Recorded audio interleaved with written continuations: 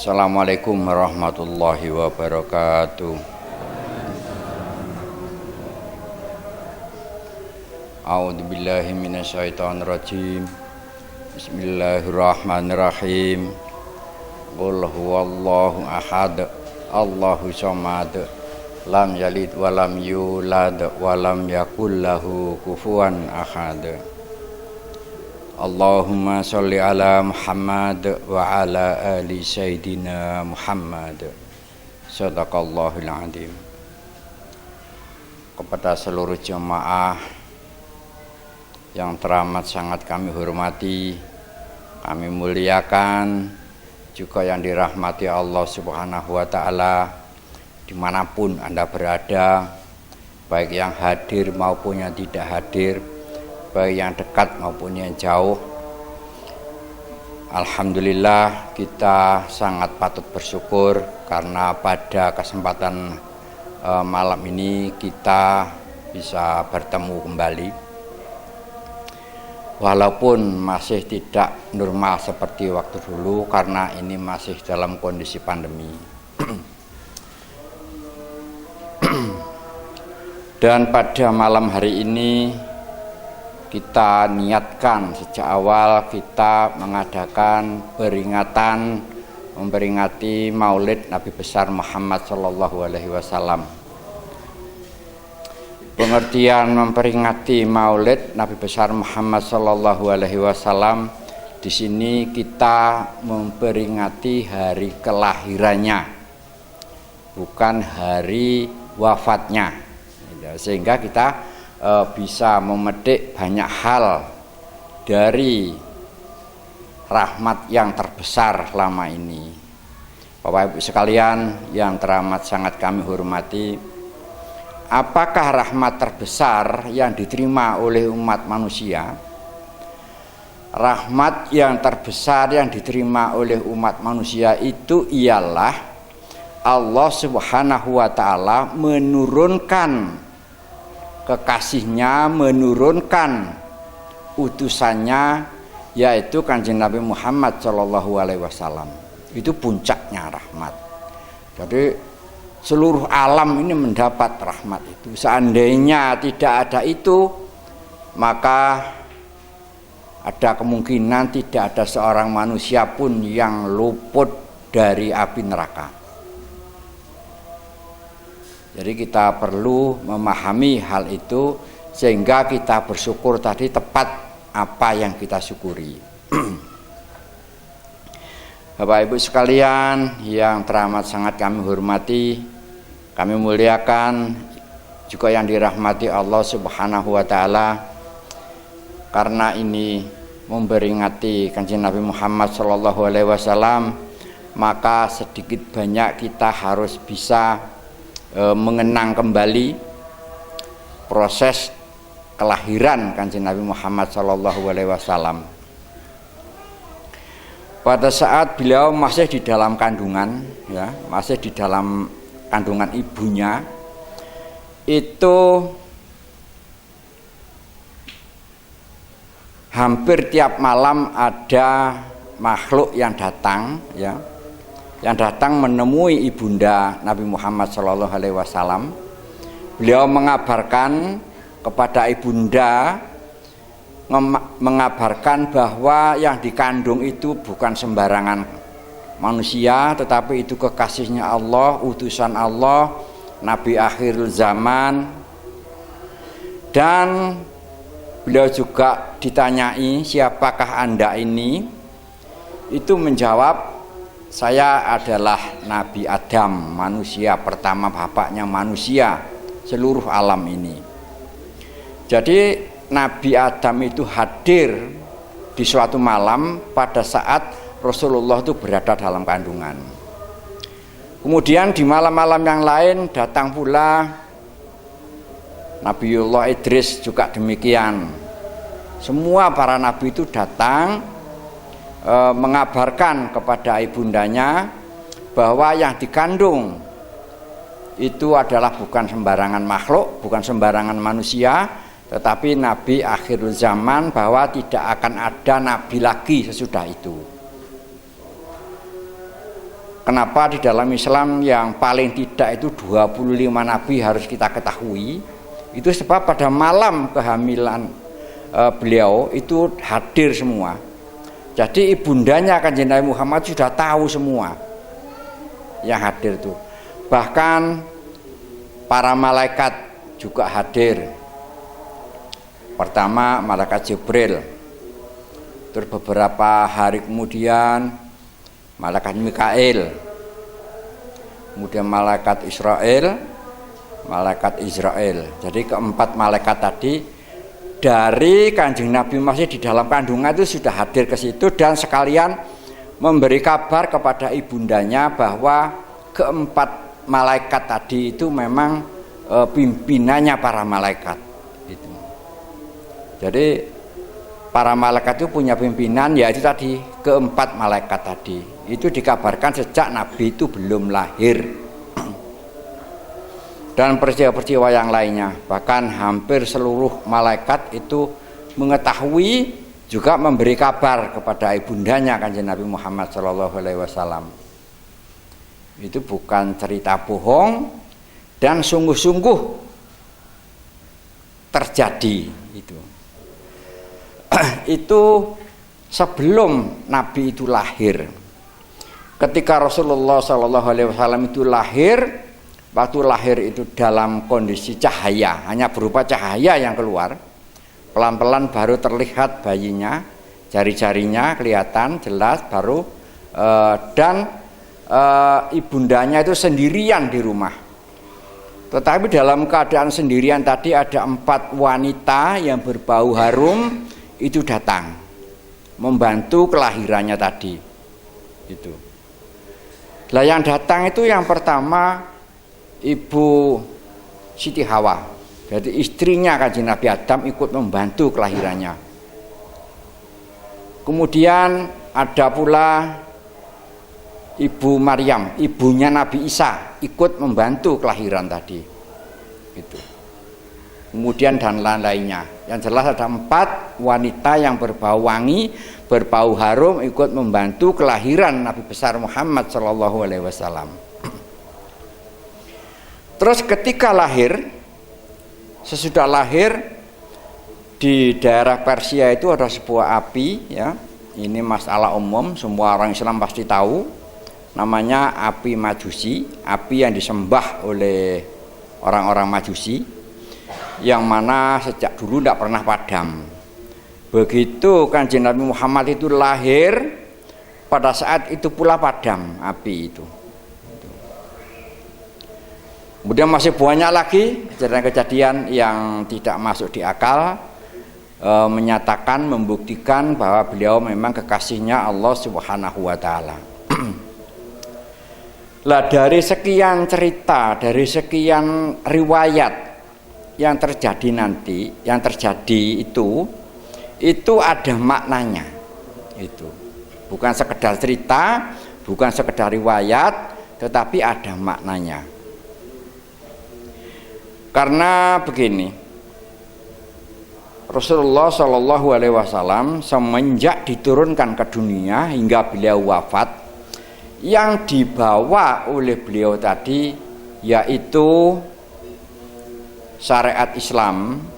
Tapi sebelum itu dirinci, syariat Islam tadi diperjelas, makanya menjadi hukumnya itu fardu. Jadi sering saya sampaikan bahwa dasarnya orang Islam itu ialah syariat Islam. Syahadat, sholat, tunaikan zakat, puasa di bulan suci Ramadan, pergi haji bila mana mampu. Itulah dasarnya Islam. Itulah yang dibawa oleh Nabi Muhammad. Kalau itu kita tidak ragu-ragu dan mau menjalani, baru kita bisa berpedoman kita suci Al-Quran. Itu. Sebelum memahami, sebelum menjalani yang fardu tadi, kita mempelajari Al-Quran tadi hanya dibuat bahan debat, hanya dibuat pamer kepandaian, pamer kecerdasan.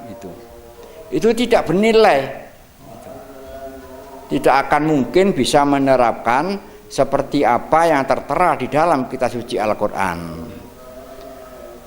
Makanya keterangannya sangat gamblang sekali. Al-Quran ini aku turunkan yang mana tidak ada keraguan di dalamnya. Ini pedoman dan petunjuk bagi mereka yang bertakwa. Jadi kalau sebelum takwa, maka kita seandainya mempelajari, bukan dilarang, tapi tidak akan bisa menjalani, tidak mungkin bisa menjalani, bahkan dibuat sarana, dibuat alat pamer kepandaian, itu, dibuat pameran, dibuat debat, pokoknya nggak sesuai dengan tujuan awal kitab suci Al-Quran diturunkan tadi. Itu tidak akan mungkin bisa. Karena keterangan Allah tadi sudah sangat jelas, sangat gamblang. Sebelum bertakwa maka sebaiknya kita tidak perlu mempelajari kitab suci Al-Quran. Jadi jalani dulu syariat Islam tadi, sehingga lambat laun, pelan tapi pasti kita semakin tambah takwa. Begitu takwa, pelan-pelan pelajari dan baca yang detail-detailnya. Anda bisa banyak memetik pelajaran dari situ. Dan tidak mungkin ada kekeliruan di dalam kitab suci Al-Quran tadi, karena tidak ada keraguan di dalamnya. Itu. Jadi Anda harus menggarisbawahi bahwa yang namanya syariat Islam itu adalah dasar, ya, dasarnya orang Islam. Kemudian kitab suci Al-Quran tadi pedoman. Jadi kita bisa berpedoman setelah menjalani dasar tadi. Cuman itu yang dibawa oleh Nabi Muhammad. Nabi Muhammad tidak mengabarkan jalan-jalan yang lain, tidak mengabarkan cara-cara yang lain. Itu cara yang dibawa oleh Nabi, ya syariat Islam tadi secara utuh dan dijalani karena Allah, sehingga pelan-pelan kita semakin bertambah iman, ningkatnya rasa iman tadi seiring dengan ketakwaan seseorang. Itu. Jadi sebab kalau iman ini ada hubungannya dengan kecintaan kepada Allah. Kalau takwa ada hubungannya dengan larangan Allah itu apa saja, itu secara otomatis.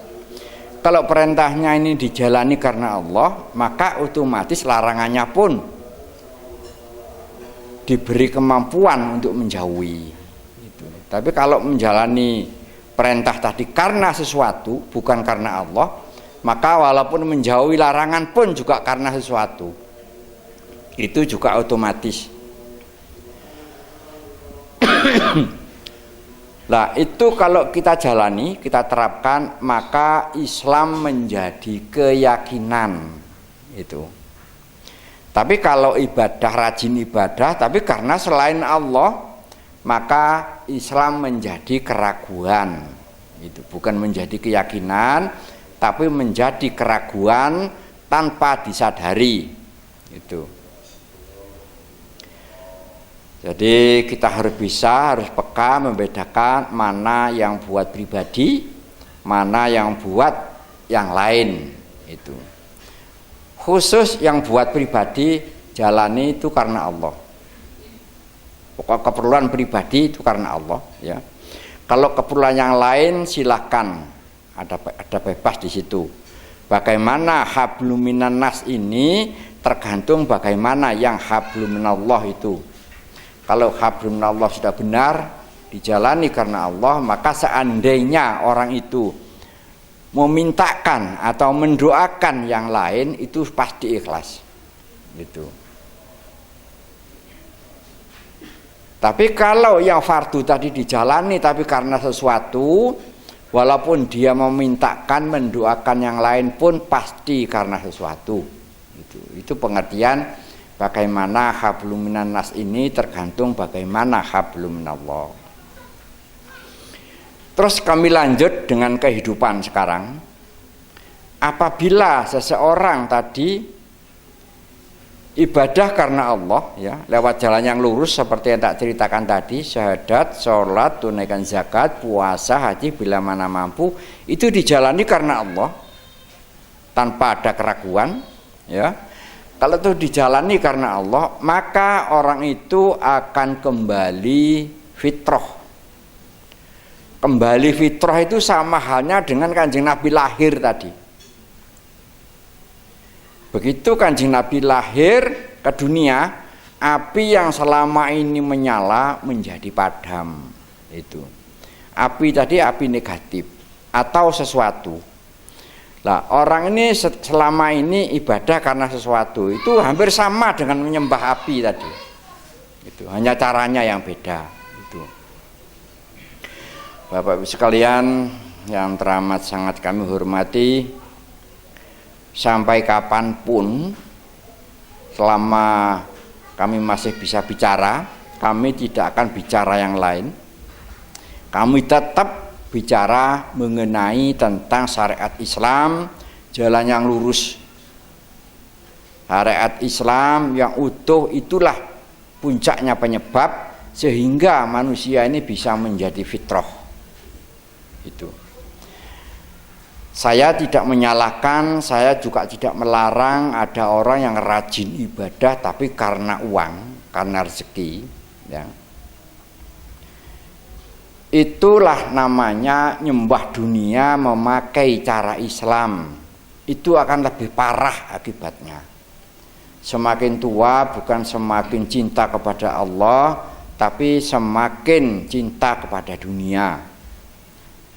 Bukan semakin takut kepada Allah, semakin takut melarat.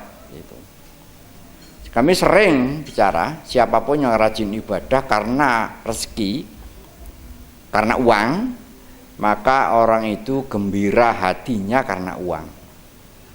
Orang itu bangga hatinya karena uang. Ada kemungkinan sombong karena uang. Tapi pada saatnya nanti dia akan menderita karena uang. Itu.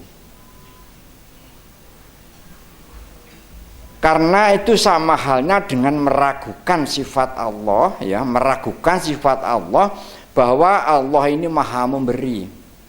Kalau orang itu tidak ragu-ragu bahwa Allah ini Maha memberi, langsung saja ibadah karena Allah. Maka Allah akan selalu memberi orang tersebut. Itu. Jangan dikira orang banyak uangnya, orang kaya karena dia itu rajin wiritan karena uang, bukan itu. Dia banyak uangnya itu memang atas pemberian Allah Subhanahu wa taala. Memang atas kehendak Allah Subhanahu wa taala. Tapi sekarang ini di belahan dunia manapun malah yang dikejar itu. Yang dikejar malah dunia itu.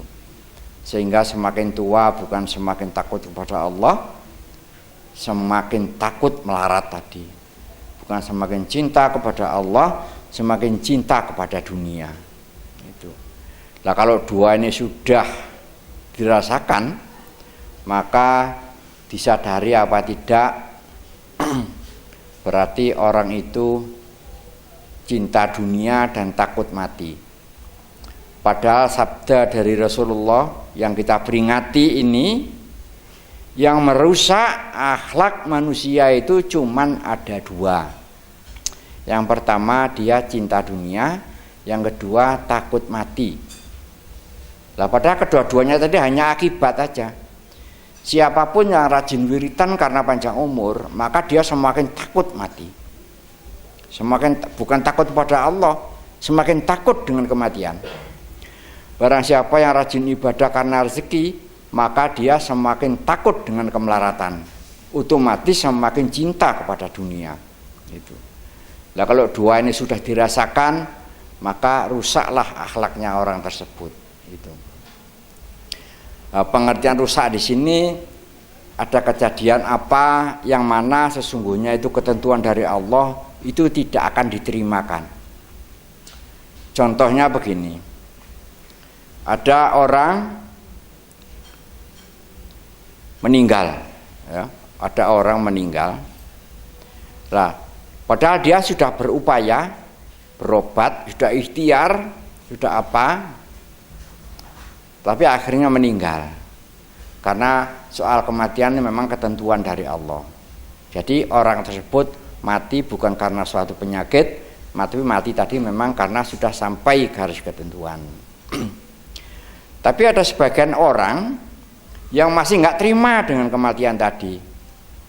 Kalau ini dibawa ke Singapura ya masih hidup ini. Kalau ini dibawa ke Amerika ya mungkin masih hidup ini, begitu. Itulah orang yang tak maksud orang yang rusak akhlaknya tadi. Gitu. Jadi orang itu tidak yakin, tidak percaya bahwa kematian ini adalah keputusan dari Allah Subhanahu wa taala. Hal itu boleh dipikirkan sebelum hari H kematian. Sebelum hari H kematian dia berupaya kemanapun, mau ke Singapura, mau ke Amerika silakan.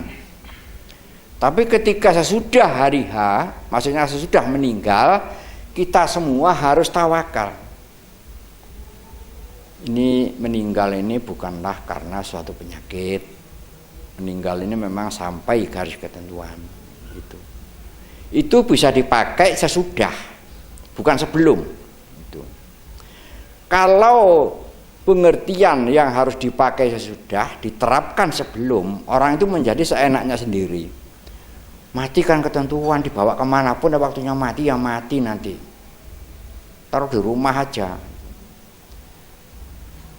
Padahal orangnya belum mati, tapi pendapatnya itu dipakai. Itulah yang kurang tepat itu. Itu rusak akhlaknya. Itu. Kalau akhlaknya nggak rusak, itu tadi dilakukan sebelum wafat, ya harus ikhtiar, jangan takut-takut, jangan takut rugi, ikhtiar berobat kemana dia mampunya. Itu. Tapi ketika sudah meninggal, jangan berpikir yang macam-macam. Meninggalnya bukan karena suatu penyakit, seandainya dibawa ke Singapura ataupun ke Amerika, detik itu juga tidak kurang tidak lebih memang meninggal. Tapi kita sudah ikhtiar. Gitu. Jadi pendapat sebelum hari H kematian dengan pendapat sesudah kematian itu beda sama sekali. Itu bedanya itu seperti badan jasmani dan badan rohani. Yang satu ini namanya naluri, yang satu ini namanya nurani. Itu. Jadi kita tidak asal bicara, tidak asal ngomong. Siapapun orang Islam akan bisa punya pemikiran semacam itu apabila dia menyembah Allah Subhanahu wa taala. Kalau memang menyembah Allah Subhanahu wa taala tidak memakai cara-cara yang lain. Caranya persis cara yang dibawa oleh Nabi Muhammad. Syariat Islam yang utuh dijalani karena Allah. Itulah caranya. Tidak seperti cara-cara yang lain. Itu. Kita tidak perlu hidup mengada-ada. Kita tidak perlu mengada-ada sehingga salah menjalaninya itu sangat berat tetapi tidak tepat pada sasaran. Itu kalau memang Anda mencintai Nabi Muhammad. Kalau memang Anda itu umatnya Nabi Muhammad. Kalau memang panutan Anda itu Nabi Muhammad, tentu itu ya dijalani. Bukannya lain-lain. Marilah kita tanyai diri kita masing-masing. Benarkah saya mencintai Nabi? Benarkah saya percaya kepada Nabi? Jangan nanyai siapa-siapa, tanyai diri kita masing-masing. Ditanyai diri ini. Apa yang kita lakukan, apa yang kita rasakan, sesuai apa tidak. Itu.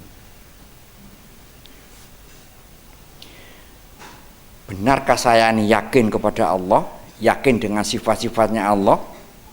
Gitu. Benarkah saya yakin bahwa Allah ini Maha Pengampun? Kalau Anda yakin bahwa Allah ini Maha Pengampun, jangan ragu-ragu.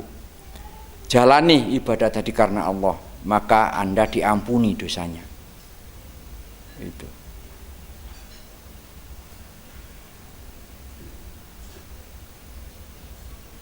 Kenapa? Kok begitu? Ya itu tadi bentuk dari keyakinan tadi. Kalau Anda meyakini bahwa Allah itu maha menerima, jangan ragu-ragu, ibadahlah karena Allah. Hak ibadah Anda diterima oleh Allah. Tidak pakai mudah-mudahan. Kenapa kau pasti diterima? Nah, Allah maha menerima. Kecuali kalau Anda ibadah karena supaya diterima. Nah itu belum tentu diterima. Karena sama dengan Anda meragukan sifat Allah. Itu. Kalau Anda tidak meragukan sifat Allah, maka syariat Islam jalani karena Allah.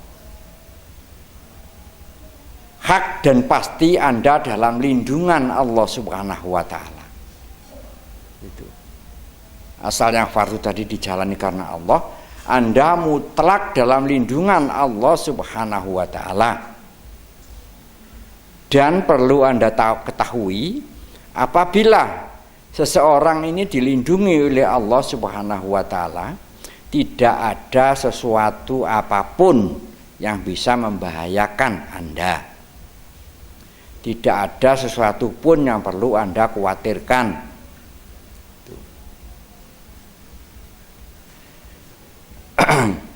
Dan lagi, seandainya Anda punya kesempatan mendoakan yang lain, itu ikhlas, itu loh. Seandainya Anda suatu saat bisa beramal, ya pasti ikhlas. Seandainya bisa sedekah, pasti ikhlas. Tapi lek fardu tadi tidak dijalani karena Allah, walaupun sedekah terus-terusan, tak bernilai bagi Allah. Nggak ada nilai bagi Allah. Itu banyak orang sedekah, tapi karena supaya mendapatkan lebih banyak. Sedekah 100.000 mengharapkan 100 juta. Memangnya Allah ini nggak maha tahu apa?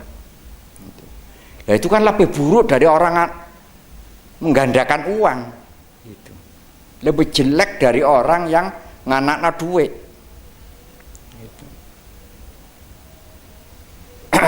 Bapak sekalian yang sangat kami hormati, janganlah ada keraguan di hati. Bacalah selalu 2 kalimat syahadat di dalam hati, dan bacanya karena Allah, jangan karena sesuatu. Kemudian dirikan sholat, sholatnya juga karena Allah. Kemudian tunaikan zakat, zakat tadi ya karena Allah, setiap bulan bukan setiap tahun. Kemudian puasa di bulan Ramadan tadi ya karena Allah.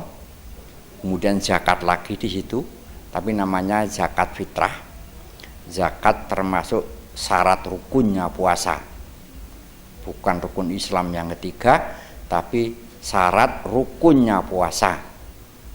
Kemudian yang kelima, pergi haji bila mana mampu. Itu. Bapak sekalian, itulah ihdinas siratal mustaqim. Maka jangan Anda ragu-ragu.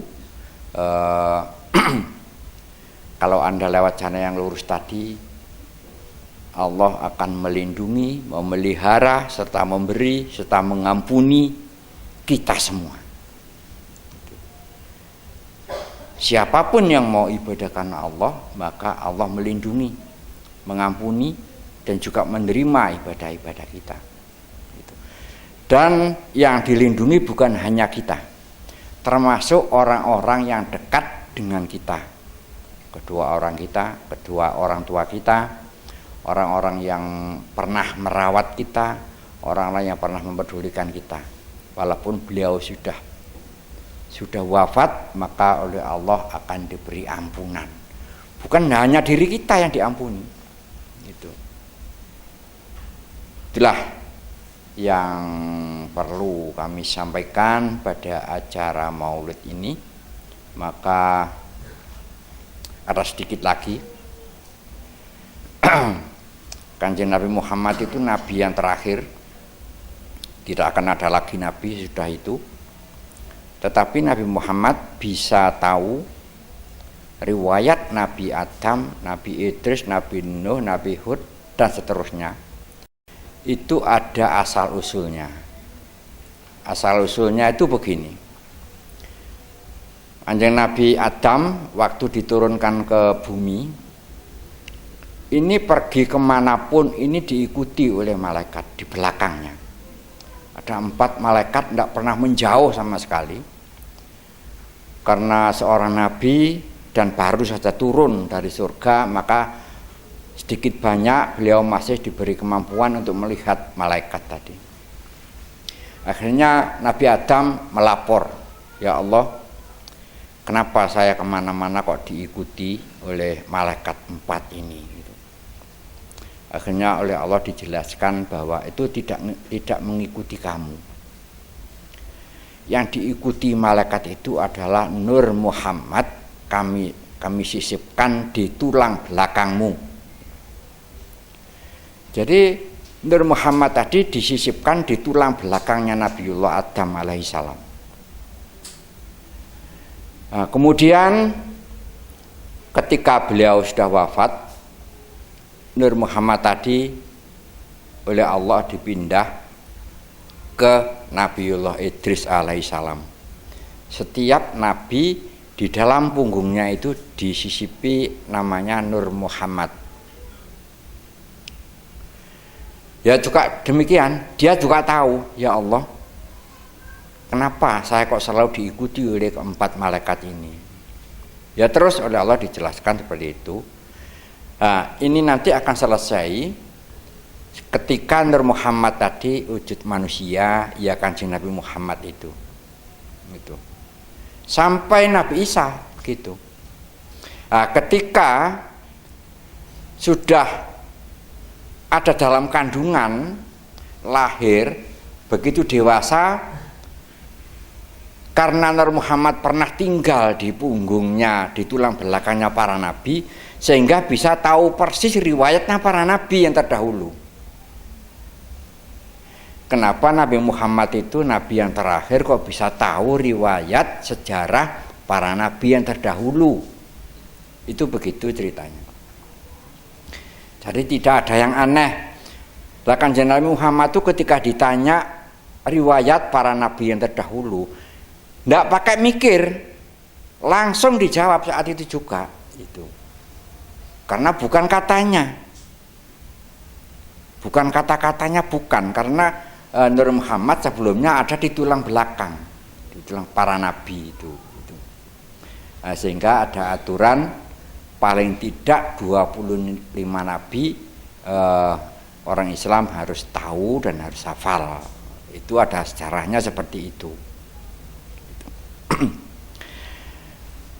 Setelah wujud manusia menjadi Nabi Muhammad, ya, setelah wujud manusia menjadi Nabi Muhammad tadi, Nur Muhammad, ya, begitu Rasulullah itu wafat, itu sudah tidak lagi di dunia, tetapi di Lauh Mahfudz sana.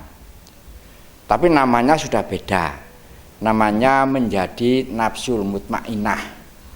Itu. Yang tadi ketika sebelum namanya Nur Muhammad, begitu wujud berupa manusia, dididik langsung berupa manusia 63 tahun, kemudian kembali ke sana, ke Lauh Mahfudz sana, namanya Nafsu Mutmainnah. Lah tiap-tiap mutmainnah tadi bisa sesuai kebutuhan. Seandainya ada manusia jumlahnya 1 triliun, nafsu mutmainnah bisa menjadi 1 triliun. Seandainya manusia ini jumlahnya hanya 100, nafsu mutmainnah juga menjadi 100. Jadi tidak akan mungkin kekurangan. Hanya prosesnya begini. Ketika ayah dan ibu akad nikah, kita belum lahir ini, ayah dan ibu itu akad nikah, ada saksi, ada wali, ada penghulu, ya, diakadkan. Ini Allah sudah menyiapkan 1 nafsu mutmainnah, tapi masih di sana belum turun. Begitu ayah dan ibu kumpul, ya, 40 hari segumpal darah, 40 hari segumpal daging, maka 40 hari aku tiupkan roh, itu mutmainnah juga masih belum turun. Ketika si bayi itu lahir, bersamaan dengan orang tuanya memberi nama, ya, beri nama siapa itu. Pada saat itu nafsu mutmainnah tadi turun ke tubuhnya, bukan ke tulang belakangnya, tapi ke kolbunya bayi tersebut. Itulah perbedaan umatnya Nabi Muhammad dengan umat-umat yang terdahulu. Kalau Nabi yang terdahulu, Nur Muhammad ada di tulang punggungnya, tapi hanya nabinya yang ada, umatnya nggak ada. Itu. Kalau umatnya Nabi Muhammad itu ada di kolbunya, menyatu menjadi satu dengan rohnya orang tersebut. Lah ketika di dalam tubuh bayi tadi sudah kondisinya ada nafsu mutmainnah, itu namanya fitrah. Namanya fitrah. Baik pagi, sore, siang, malam, kapanpun kalau meninggal sewaktu-waktu tanpa hisab si bayi ini. Tanpa hisab. Karena bersamaan dengan nafsu mutmainnah tadi. Itu. Lah, anak bayi tadi ketika semakin besar, umur 5 tahun, 6 tahun, 7 tahun mulai berani sama kedua orang tuanya. Berani membantah, berani debat, berani sama orang tuanya, dan orang tuanya sampai marah. Nafsu mutmainnah yang tinggal di kolbu tadi tidak kuat itu langsung kembali ke lauh mahfuz sana. Itu kembali ke sana sehingga si anak ini sudah tidak fitrah lagi. Tapi walaupun nakal, walaupun berani, kalau kedua orang tuanya masih tetap bisa maklumi, bisa mengakui bahwa yang jelek ini cermin kita sendiri, yang baik dari Allah Subhanahu wa Ta'ala. Kalau bisa begitu, sampai kapanpun tetap fitrah si anak ini. Itu. Lah karena anak ini belum punya kewajiban sholat, masih kecil ya, nafsu mutmainnah sudah kembali, ini sudah tidak fitrah lagi, tapi ya hidup.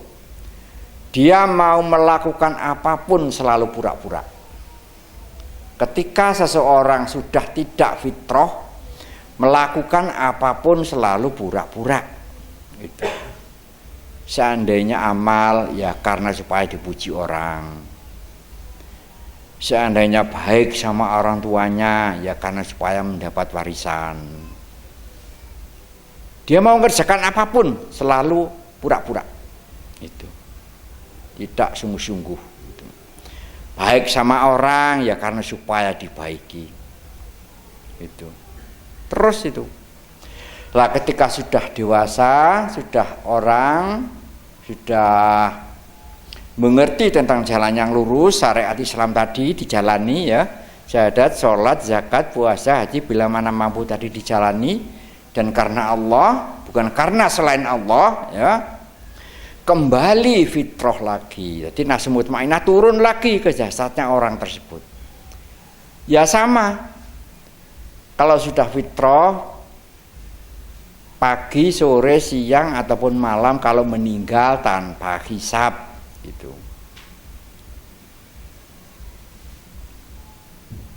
Kalau meninggal dalam kondisi tidak fitrah, suka maupun tidak, orang itu tetap dihisab. Tetap mendapat penghisapan. Gitu.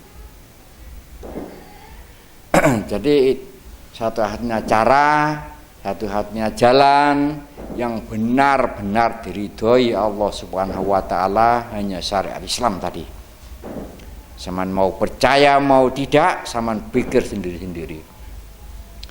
Itulah yang dapat kami sampaikan dalam acara ini.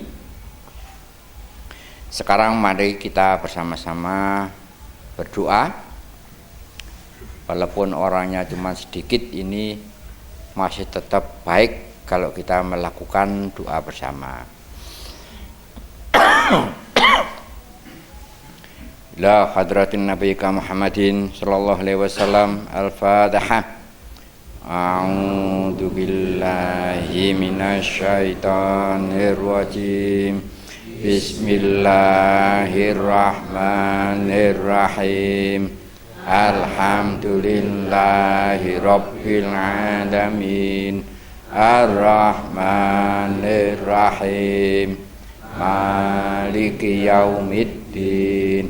iyyaka na'budu wa iyyaka nasta'in ihdinas siratal mustaqim siratal ladzina an'amta 'alaihim ghairil maghdubi 'alaihim waladdallin. Khususan ila rahim mujtahidina sahabati Sayyidina Abu Bakar Siddiq, Umar bin Khattab, Utsman bin Affan, Ali bin Abu Thalib radhiyallahu an. Al-Fatihah. A'udzu billahi minasy syaithanir rajim. Bismillahirrahmanirrahim. Alhamdulillahi rabbil alamin. Ar-Rahmanir-Rahim. Maliki yaumiddin. Iyyaka na'budu wa iyyaka nasta'in. Ihdinas siratal mustaqim. Siratal ladzina an'amta 'alaihim ghairil maghdubi 'alaihim waladdallin.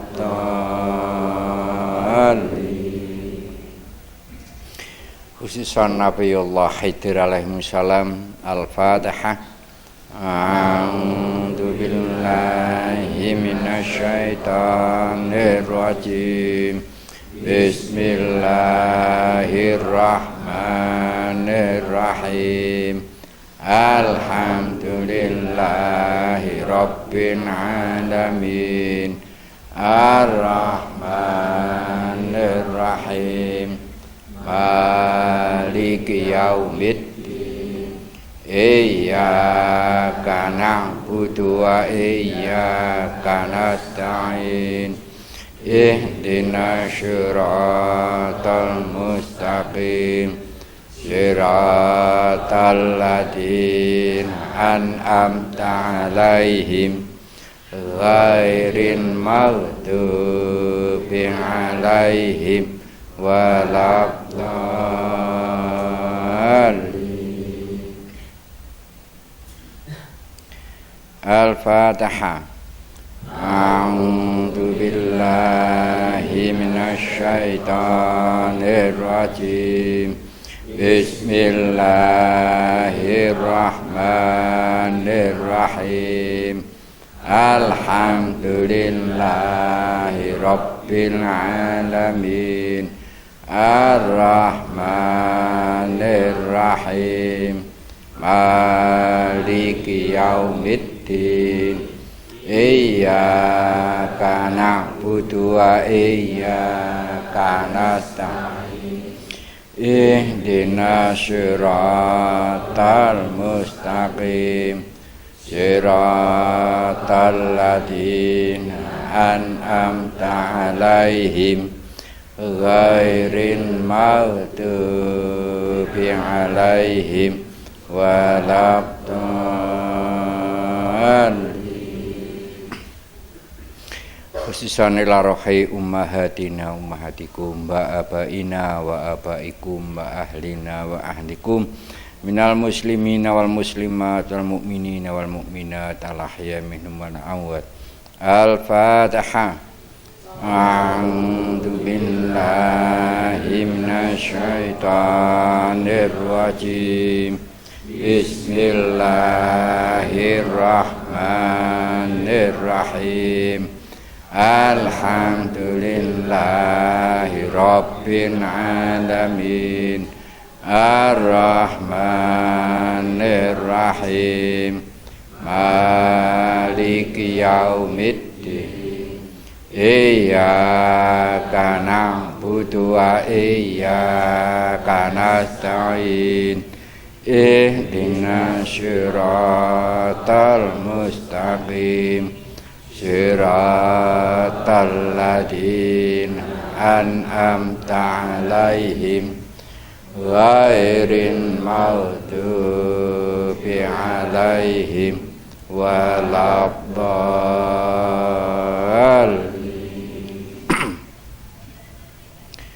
Allahumma lahudil adim.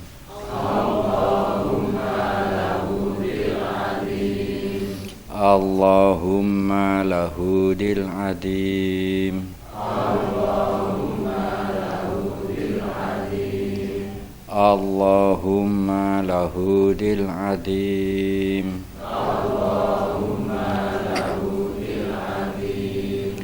Allahumma lahudil aziz.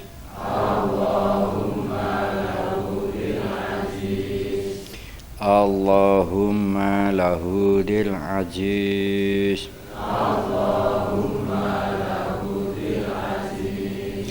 Allahumma lahudil aziz.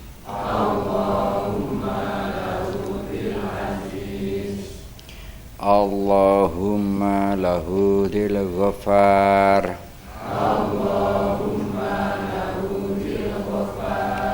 Allahumma lahudil ghafar.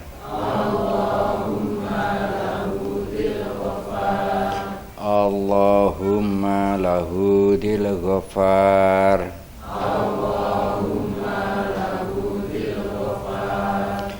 Allahumma lahudil razak.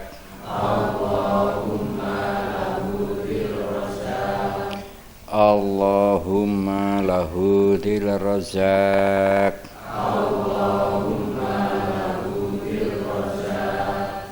Allahumma lahudil razak.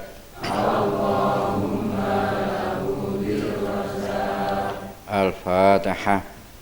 A'udzu billahi minasy syaithanir rajim. Bismillahirrahmanirrahim. Alhamdulillahi rabbil alamin. Ar-Rahmanir-Rahim. Maliki yaumiddin. Iyyaka na'budu wa iyyaka nasta'in. Ihdinas siratal mustaqim. Siratal ladzina an'amta 'alaihim ghairil maghdubi 'alaihim waladdallin. A'udzubillahi minasyaitonirrajim. Bismillahirrahmanirrahim. Allahumma shalli ala sayyidina Muhammad wa ala ali sayyidina Muhammad. Alhamdulillahirabbil alamin. Allahumma shalli ala sayyidina Muhammadin salatan tunjina biha min jami'il wal afat wa taqdilana biha min jami'il hajat wa tudahhiruna biha min jami'i syai'at wa tarfa'una biha indaka ahla darajat wa tuballighuna biha min aqsal ghayat min jami'il khairati fil hayati wa ba'dal mamat. Allahumma sholli sholatan kamilatan wa sallim salaman taman ala sayyidina Muhammadin alladzi halu fil uqad wa tanfariju fil qurab wa tuqda bil hawaid wa tunalu bil ghaib wa husnul hawatimi wa isqal ghamam fi wajhil karim wa ala alihi wa sahbihi fi kulli lamhati wa nafasin bi adati kulli ma'lumin la bi rahmatika ya arhamar rahimin. Subhanaka rabbika rabbil izzati amma yasifun wa salamun alal mursalin alhamdulillahi rabbil alamin. Al-Fatihah. A'udzu billahi minasy syaithanir rajim. Bismillahirrahmanirrahim. Alhamdulillahi rabbil alamin. Ar-Rahmanir-Rahim. Maliki yaumiddin. Iyyaka na'budu wa iyyaka nasta'in. Ihdinas siratal mustaqim. Siratal an'amta 'alaihim ghairil maghdubi 'alaihim waladdallin.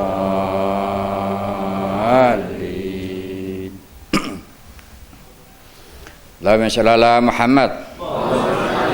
Allahumma shalli ala Muhammad. Allahumma sholli ala Muhammad.